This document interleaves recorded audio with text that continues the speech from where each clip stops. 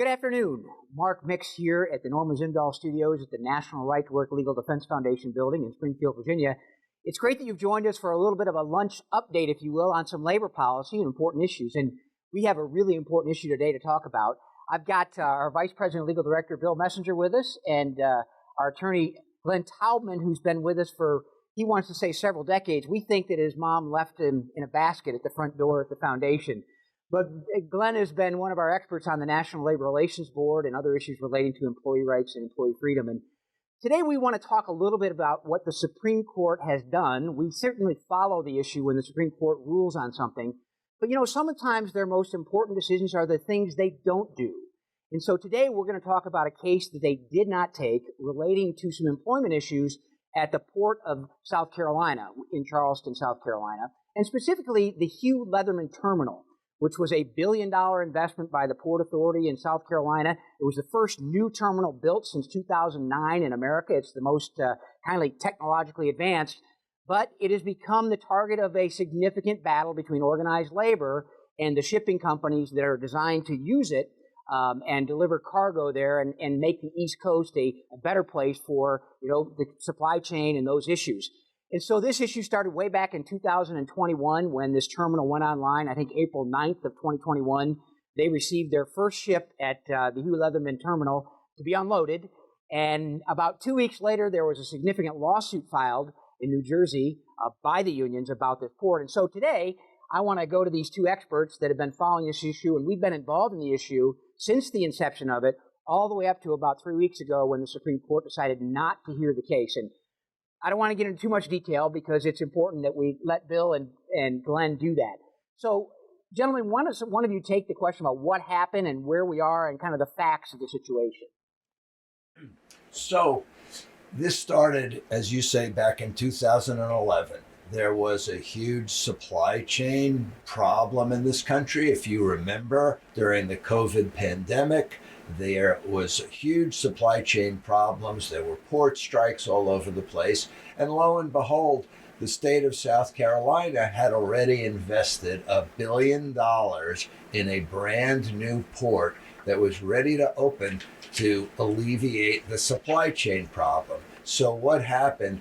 The ILA, the Longshoremen's Union, when the first ship landed at the South Carolina port in Charleston, they sued the shipping company, they sued the Maritime Administration company in federal court in New Jersey to stop this ship from being unloaded. And the argument they had was, we control every port from Maine to Texas, and no work can be done unless it's all union labor. The problem is that South Carolina owns the Leatherman port. South Carolina paid for it and built it.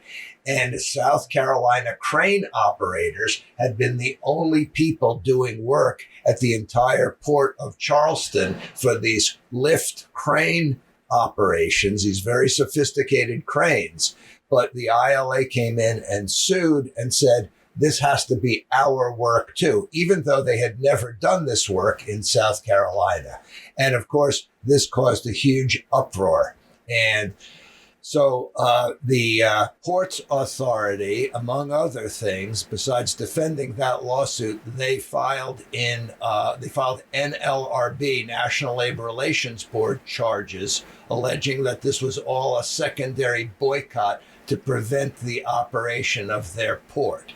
And so it worked its way through the chain, and you'll hear more about that. But that's basically the background of how this situation came to be. Bill, can you explain kind of that legal process, how it started, how it worked its way through the process, as Glenn mentioned, and where we are today with the situation? Just do that real quickly, and then we can get into some of the details about what it means for workers, not only in Charleston, but across the entire nation. Sure. I think the first thing to understand is, what is a secondary boycott? Because that was ultimately the Port Authority alleged that the ILA was conducting a secondary boycott against them. And a secondary boycott it's unlawful under the National Labor Relations Act for a union to cause one employer to stop doing business with another employer. And the idea is secondary because you're bringing in a second union. And so a hypothetical might sort of explain the concept a little bit. We're all familiar with UPS, the package service. Its drivers are subject to monopoly Teamster representation. It would be an unlawful secondary boycott for the Teamsters to try to get UPS to stop doing business with non-union companies. The union cannot enlist a company to stop doing business with another company to pressure it. However, there's an exception to it, which we'll be talking about more in a moment, and that's the work preservation doctrine, work preservation exception. And the idea there is that it is lawful for a union to basically prohibit a company from subcontracting out its work. And so that's not considered a secondary boycott, rather it's defensive in the sense that you're preserving the union's work. So to turn back to the UPS example, the Teamsters and the UPS could agree that UPS would not give away Teamster work to another company. That wouldn't be considered a secondary boycott. But that's generally a narrow exception to the rule. Yeah, well, Bill, I was going to say, so the lawsuit gets filed in New Jersey. The South Carolina Port Authority responds to that with a charge. The charge goes to the National Labor Relations Board. The National Labor Relations Board assigns a administrative law judge to hear the case. Mm-hmm. And Glenn, help me along with this if you can. Administrative law judge rules in favor of the port, saying this is not about work preservation. These are not union jobs to begin with, so they're not protecting any union jobs. This was an expansion of union power over the port. So the ALJ rules in favor of the port.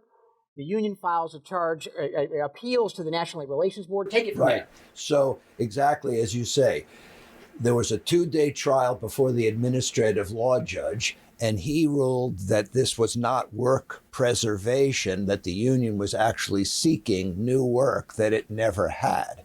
So that was a great victory right there. It goes to the Biden NLRB, which rules 2-1, reversing their own administrative law judge, rules 2-1, that no, you don't just look at the work that's being done in Charleston, you look at the work that's being done everywhere from Maine to Texas.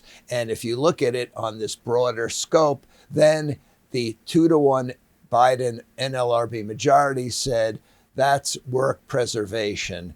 And so they reversed the ALJ. And then the Port Authority goes to the U.S. Court of Appeals for the Fourth Circuit. They get a 2-1 decision out of the U.S. Court of Appeals with a very strong dissent by Judge Niemeyer. But again, so far you have one administrative law judge in favor of the port, one NLRB member in favor of the port, 2 against. Then it gets to the U.S. Court of Appeals, and now you have 2 judges in favor of the union and 1 judge in favor of the port. So you can see that this is a closely divided situation here. There's obviously the politics of the Biden NLRB involved. And so it gets to the Fourth Circuit. They issue their ruling, and then it goes to the Supreme Court. The cert petitions were filed by the Ports Authority. Many amicus briefs were filed, including ours, and we had also filed in the U.S. Court of Appeals for the Fourth Circuit. And it went to the Supreme Court, and to everyone's dismay, the Supreme Court refused to hear the case. So the ruling of the Fourth Circuit stands, and this is where we are. The entire country has to pick up the flack from the result of this decision.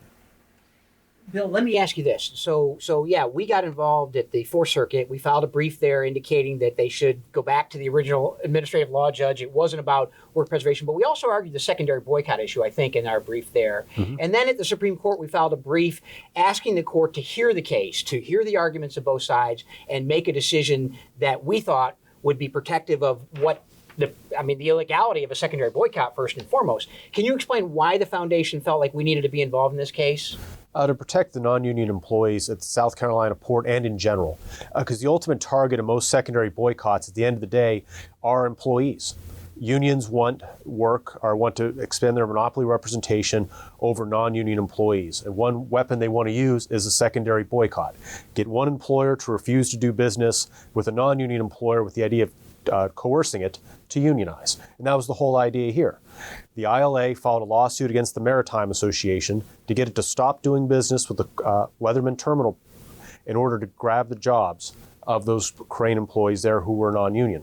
And so we filed an amicus brief, both the Fourth Circuit and Supreme Court, arguing really on behalf of those non-union crane workers, because ultimately it's their jobs that the ILA wants to take. Okay, so specifically, Bill talked about those jobs. Glenn, these 270 crane operators that we recognize down there, tell me what happens to them now and what this may mean in a larger context of other employees across the country. Right. Yeah. So for these 270 people, as we have argued from the beginning, their jobs were in jeopardy because the union is just going after these jobs. It's all about union control of every job in every port in the country. And I brought this with me because I just find this so fascinating.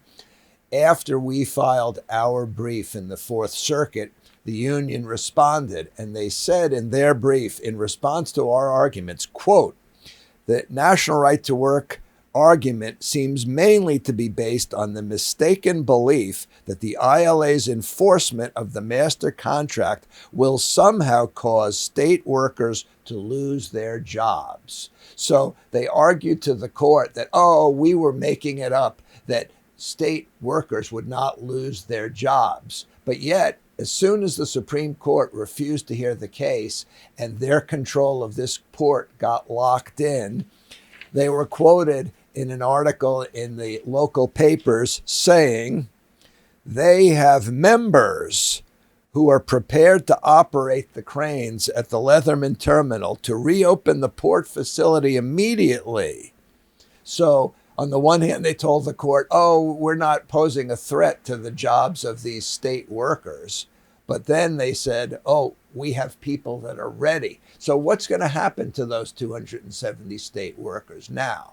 That's still an open question. Unfortunately, the Ports Authority is now negotiating with the union over presumably the fate of its own workers and what's going to happen now to allow this port to reopen. Yeah. And Bill, what about the bigger implications of this? I mean, obviously, this is a Fourth Circuit decision. So there, for example, the Savannah port's in a different circuit, and the Port of Jacksonville is in a different circuit. Most of these ports have decided that they want to expand their capacity, expand their terminals. And what this, it's interesting. The Leatherman terminal was permitted back in 2003, and the master contract was amended in 2013 to add this kind of work preservation thing, that any new terminals that came online, the ILA would control all the jobs. They had to be union jobs. Whether they were preserving jobs or not, these were just new jobs, new opportunities. And so the idea that, first of all, Leatherman was under the terms of the master contract when they started this process and developed the new terminal is one question that remains unanswered. But secondly, how can this manifest itself in a bigger way? Maybe if Savannah has designs of building a new terminal, what's going to happen then? Sure. So the bigger legal implications is the Biden NLRB and the Fourth Circuit decision have basically gutted the NLRA's prohibition on secondary boycotts. Again, as noted, secondary boycotts are unlawful with a narrow exception for work preservation. Now, it would seem rather obvious that you can't preserve work you never had. However, the Biden NLRB and Fourth Circuit saw it differently. They thought that the ILA was preserving its work at the South Carolina port, even though they never had those jobs, on the idea that the ILA claims jurisdiction over all jobs, port jobs on the entire East Coast. So that's their work. And then anything that takes away from that supposed work, even if they don't have it, is somehow work preservation and not an unlawful secondary boycott. And so the danger is you might see these similar tactics used at the other ports. Luckily, those are in different courts of appeals. So it is possible that hopefully they'll litigate if that does happen, and there'll be a different legal result there. But potentially you could also see this in other industries. So for example, let's just switch out ships for trucks and ports for warehouses. Let's just say the Teamsters declared that all warehousing work in the whole country is now their work. And then they enter an agreement with trucking companies like UPS to say they will not deliver any goods to any warehouse that isn't Teamster. That should be an obvious secondary boycott. I mean, they actually invented the secondary boycott laws partially because of what the Teamsters were doing with these hot cargo clauses. Yet under the logic, if you put it that way, of the Biden NLRB's decision, that could be considered work preservation because the Teamsters have just declared that every warehouse job in the country is theirs, even though in fact that's not the reality. So hopefully it doesn't come to pass, but it's an unfortunate development that we're going to have to fight back against in the years to come. Yeah. And obviously getting a split in circuits, if the Fifth Circuit rules something or 11th Circuit rules something different, that increases the probability that the Supreme Court says, hey, we've got to look at this. Is that right? Would you agree with that? Absolutely. Yeah. Yes. Yeah. Well, it's interesting. The union officials, not surprising, the union officials are demanding monopoly over everybody. That's certainly what they want to do. But one of the things, and I'd like one of you two to address it, is one of the overarching themes of why this is important is because it has to basically preserve labor peace. And literally, that's the framing of how the ILA presents this as a major victory when they get their master contract. This secures labor peace. What is labor peace? It basically means mollifying union demands so they'll stop being disruptive. And, Disruptive? I mean, in what way? Yeah, well, what's galling about it is it's the unions that's causing the disruptions. Here it is the ILA that's been disrupting the Leatherman terminal for the last 2 years. It's the ILA that's caused all of these problems. And then for it to turn around and say, oh, labor peace has been attained because it has stopped causing the problems, it's galling. It reminds me, what's the old definition of chutzpah? Right. Killing your parents and then seeking sympathy for being an orphan. And I think that, the ILA causing all these problems at South Carolina, the port causing all these disruptions, and then when the ILA is finally happy, saying, "Oh, peace has been attained," they should get a pat on the back. It's galling. Yeah. What's interesting as well, that master contract is coming up again in September of this year, so that's going to be opened up again, and whether or not, I wonder if the U.S. Maritime Association is going to continue to agree to this type of, power that union officials will have over any new developments. One of the things that we do know is the ILA and the ILWU on the West Coast talk about victories when they say we're stopping all automation, we're stopping all technological advances, we're stopping any semi-automation. In fact, any machine that operates without some kind of human control is going to be off limits. And somehow this is making, the ports more efficient and makes our supply chain more efficient.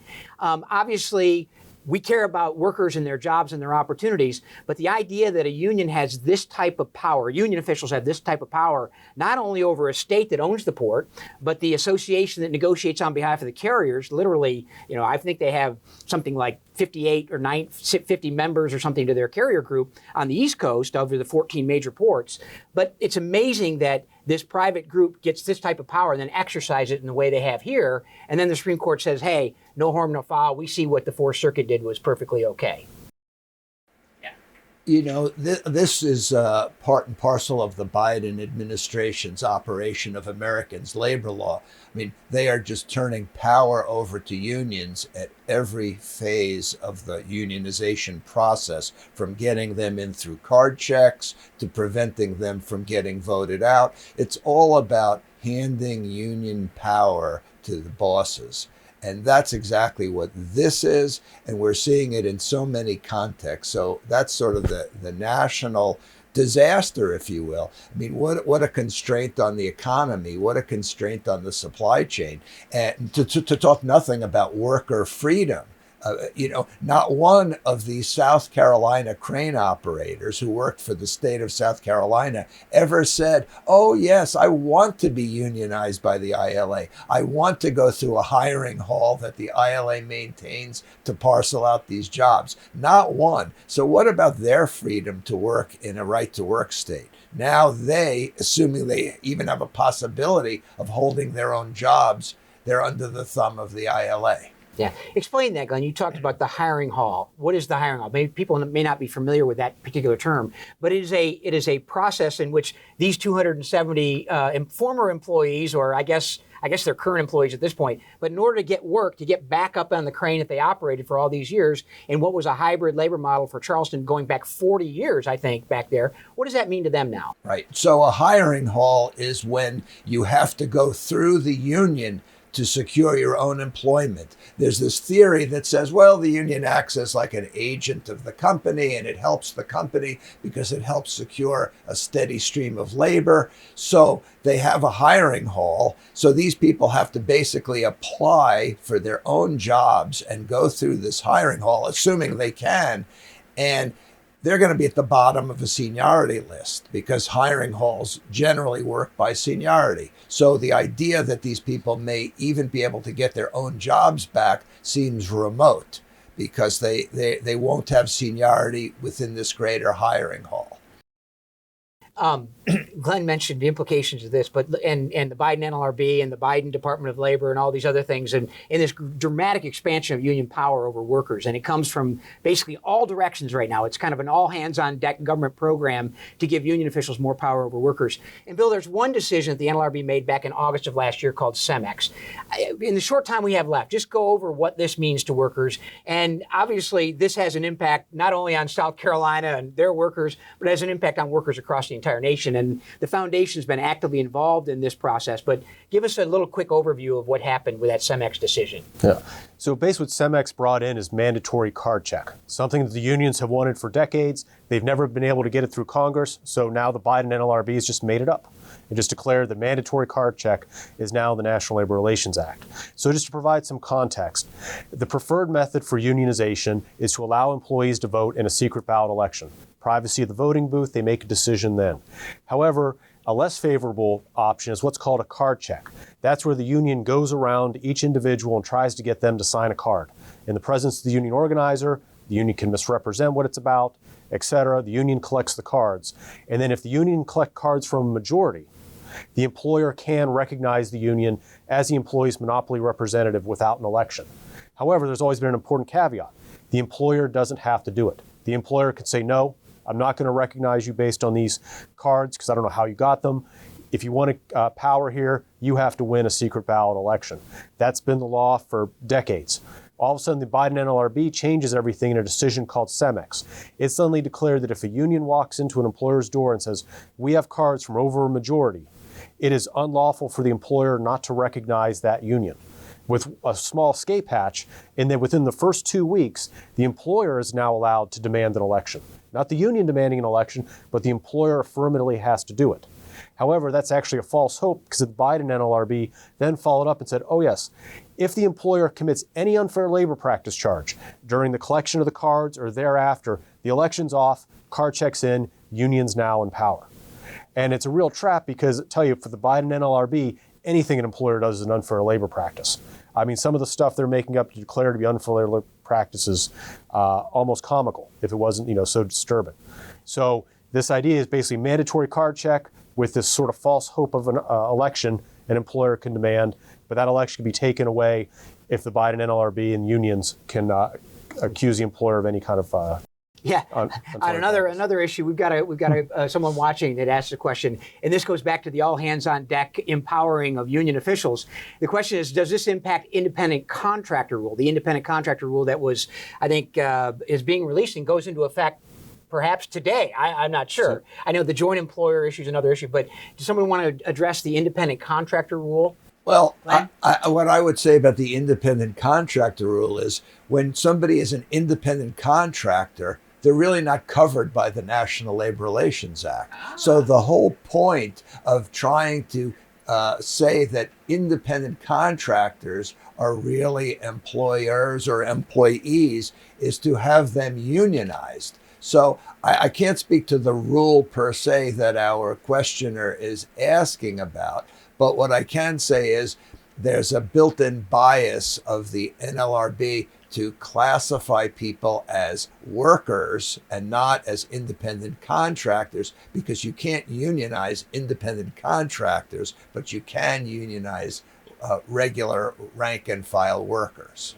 Yeah, we've got some experience with this model out in California. They passed what was known as Assembly Bill 5, which is this bill that redefined what an employee is as opposed to an independent contractor. And so think about an owner-operator, trucking company, a guy that runs off the docks at, to use the dock or the terminal metaphor here, Long Beach and Los Angeles. I mean, unless you're an employee of a trucking company, you can no longer service the ports of Los Angeles and Long Beach and take these containers out and deliver them intermodally to the warehouse or to the rail yard or whatever, because you're an independent contractor, and if you don't get a job with a trucking company that would make you an employee, then you can't do that anymore. And literally millions of independent contractors were put on basically put out of work based on this AB5 model. And this AB5 model is kind of the genesis of what this independent contractor rule is, saying, as Glenn said correctly, this is the bottom line of this is you can't unionize independent contractors, but you can unionize employees. And so the more employees we can define, the more opportunities union officials have to unionize them and then force them under monopoly bargaining associational agreements, and then to add insult to injury, to force them to pay dues or fees in order to get or keep a job. It's about the money, and that's what this is all about. I understand there's going to be a challenge to the independent contractor rule. There'll be what's called a Congressional Review Act hearing on this new rule that's being promulgated, and Congress will get a chance to vote on whether or not they want to apply this rule or allow this rule to go forward. So we'll continue to monitor that one and probably maybe even have a little lunch break on that one. So we've been at it for a little bit here. Any closing remarks by you, Glenn or Bill, about what we're talking about, or anything you want to add as we button this up? I would just say the legal battle continues. Yeah. We talked about card check and Cemex. Cemex will be challenged in court. It already is being challenged in court. And right-to-work attorneys plan on challenging it when non-union employees are subject to forced card checks. Same with the secondary boycott issue. There was a defeat at Leatherman Terminal, but the battle goes on. Glenn? The only thing that I would add is Bill talked about Cemex and the idea that they're trying to use card checks over secret ballot elections to get unions in. At the same time all of this is happening, they have a new rule, the Biden board, to make it more difficult, if not impossible, for employees to vote a union out or for employees to collect petitions to get their employer to withdraw recognition. So it's what I have always called the Roach Motel theory of unionization. Very easy to get them in, very difficult to get out. And that's what we're seeing institutionalized by this current NLRB regime. And we'll be busy. There's no question about that. The foundation's staff attorneys are representing employees across the country in just about every occupation you can imagine, from baristas to people in the automotive manufacturing businesses, to truck drivers, to employees all across the country. And we've been doing that since 1968. We provide free legal aid to employees across the country whose rights have been violated by forced unionism agreements. And we'll continue to do that. We've argued several cases at the United States Supreme Court on behalf of individual employees. And literally, it's the courage of those employees to stand up and say, I want to protect my rights, my individual freedoms in this country when it comes to labor relations. And they can rely on the foundation to stand up with them and litigate these cases as far as we can get them to go. And that is the U.S. Supreme Court. On behalf of those of you listening today that support us financially, we thank you for that. We are the discretionary part of the discretionary income, and our staff attorneys appreciate it when we can get a paycheck out to them every once in a while. I know that. But it's a privilege to have you on board as supporters. And we'll continue to bring these messages to you. We're kind of testing out this new live broadcasting capability we have, and we think it's going to be an important new tool in communicating our message and informing employees across the nation about their rights. And if you need more information, you can call an 800 number, 800-336-3600, and talk to an attorney for free and have your questions answered about what your rights are in the workplace. You can also find us on that amazing internet at www.nrtw.org, nrtw.org. So this is Mark Mix from the Norma Zimdahl studio here at the National Right to Work Foundation headquarters. Thank you for tuning in today, and enjoying your lunch with us, or maybe we upset your lunch. I hope that we didn't do that. But let's continue to have this dialogue, and we'll continue to stand up for individual employee rights. So thanks for being with us.